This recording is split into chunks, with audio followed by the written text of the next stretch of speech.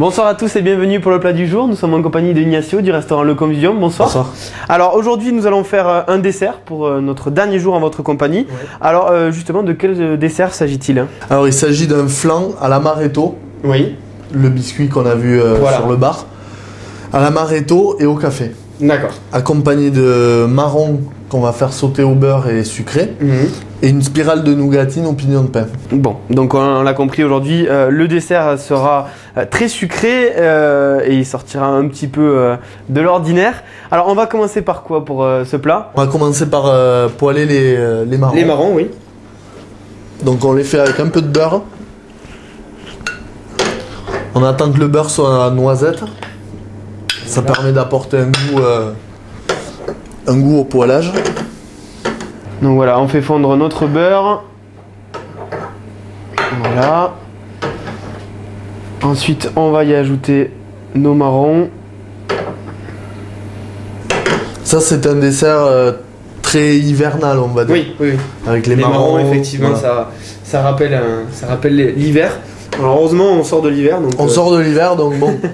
Il on, est est encore temps de- on est encore limite pour. voilà, pour il ce est encore dessert. temps de manger ce dessert. Et puis après, bon, pendant l'été, on passera à des choses peut-être un peu plus fraîches. Vous reviendrez me voir cet été pour Exactement. faire des trucs plus frais. On ira voir du côté des fruits comment ça se passe. Donc Là, voilà, on notre entend bien beurre le beurre qui chante. voilà. On va attendre qu'il colore un peu. Et dès qu'il sera coloré, on va y intégrer On va y mettre les marrons. nos marrons. Voilà. Bon, ça va quand même relativement vite.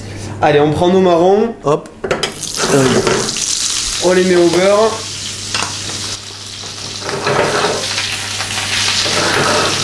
Alors là, l'idée, bien évidemment, c'est de donner une belle couleur aux marrons. Tout à fait. Le fait que le beurre soit noisette, ça va apporter un goût supplémentaire aux marrons. Oui. Ça leur donne une belle coloration aussi. Et on va finir avec le sucre pour les glacer un peu. Et bien sûr, les sucrés. Voilà, donc on y ajoute un petit peu de sucre, comme on l'a vu. Voilà, ça va être quasiment bon pour nos marrons. Voilà, là ça mousse. Voilà, avec le petit coup de main qui va bien. Et on peut couper. Et on va couper notre feu. Voilà pour nos marrons. On va parler un petit peu de ce flan que l'on a devant nous. Alors, ce flan, c'est un peu comme les flans avec le caramel, les flambis, Oui, on va dire. les flambis comme on les connaît. Donc en fait, on fait couler un caramel dans une plaque, Oui. au fond de la plaque, on attend qu'il durcisse. Et ensuite, on fait un mélange lait, œuf, sucre, biscuit amaretto et café. Et café, oui. On mélange le tout, on le coule sur cette plaque et on cuit au bain-marie au four à 100 degrés, donc en bain-marie. Et voilà. Et ensuite, on le démoule, le caramel s'incorpore dans le mélange Oui. et on taille des bandes comme celle-ci. Voilà. Alors finalement, comment savoir si notre flan est bien cuit? Quelles sont un petit peu les astuces qu'on peut avoir? Pour celui-ci, hein, je parle Oui, pour celui-là, spécifiquement pour celui-là, il se forme une croûte dessus comme on a ici et Oui. ça bulle. On a D'accord. des bulles qui commencent à apparaître. Dès que ça commence à buller, on peut le sortir. D'accord. Donc on va passer au dressage. Voilà, on va récupérer nos marrons qui ont été passés à la poêle.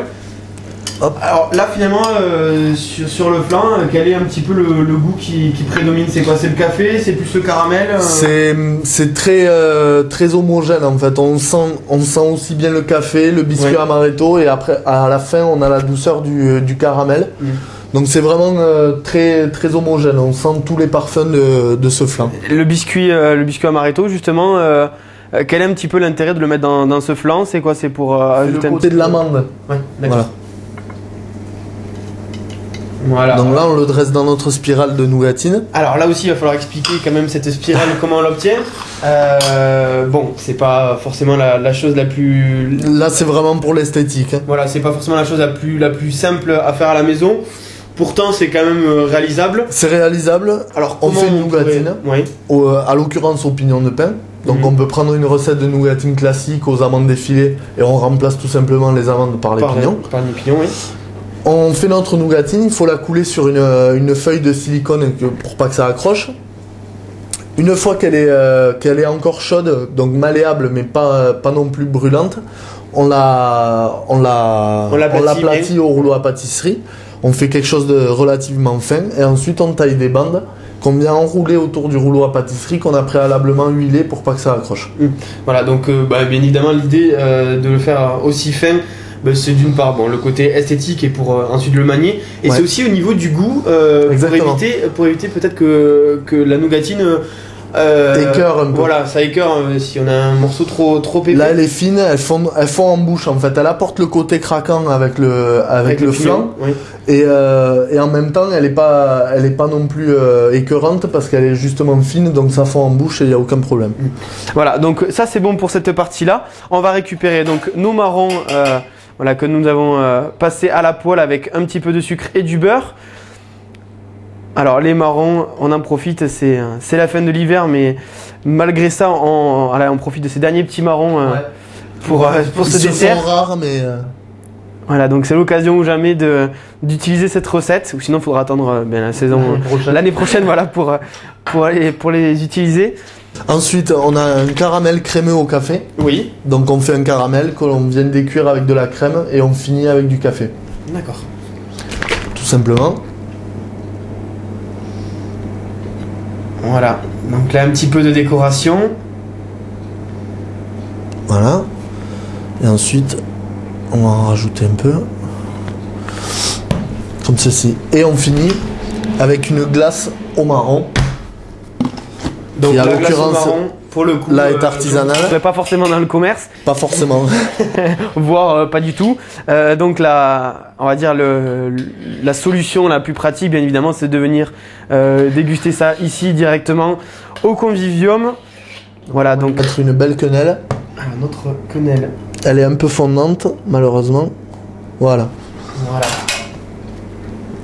Et notre dessert est terminé. Voilà, donc nous avons donc terminé ce plat. Alors, si on devait lui donner un nom à ce plat, est-ce qu'on l'a en version originale italienne? En version italienne, on l'appelle flan, parce qu'en italien, on peut dire flan aussi. Oui. Flan di amaretto e caffè. Bon, c'était donc la fin de nos cours d'italien pour cette semaine. Pour préparer un petit peu tout ça, combien de temps il faut 20 minutes de cuisson pour le flan. Pour réaliser une nougatine, ça prend pas énormément de temps non plus, et puis le poêlage des marrons, ça se fait assez rapide. Ça se fait rapide. Donc éventuellement, on peut faire quasi au dernier moment. Oui. Bien évidemment. À part le flan. Voilà. Mis à part le flan.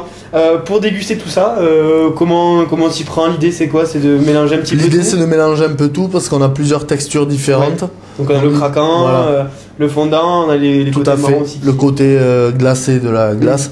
On a un peu toutes les textures, donc c'est sympa de mélanger. Bon, merci encore pour ce plat. Avant de conclure cette semaine passée en votre compagnie, on vous remercie encore. On va donner les infos pratiques pour venir au Convivium manger, pour déguster tous ces plats. Alors le Convivium, ça se situe où et c'est ouvert quand? On est proche de la place des Carmes, au 37 exactement de la rue Pharaon. Et on est ouvert du mardi au samedi, midi et soir. Donc le midi, sachez qu'on fait une formule, un menu du jour, une formule à 16 €, la formule complète. Et voilà. Bon, voilà. Si vous voulez venir déguster de la cuisine italienne un peu créative, qui sort de l'ordinaire et des pâtes à la carbonara, je pense que vous l'aurez compris, Ignacio se fera un plaisir de vous faire découvrir des spécialités de son pays, mais qui ne sont pas forcément les plus connues. Voilà, c'était donc tout pour ce plat. Merci encore Ignacio. Merci à vous. On se retrouve quant à nous dès la semaine prochaine pour un nouveau plat du jour.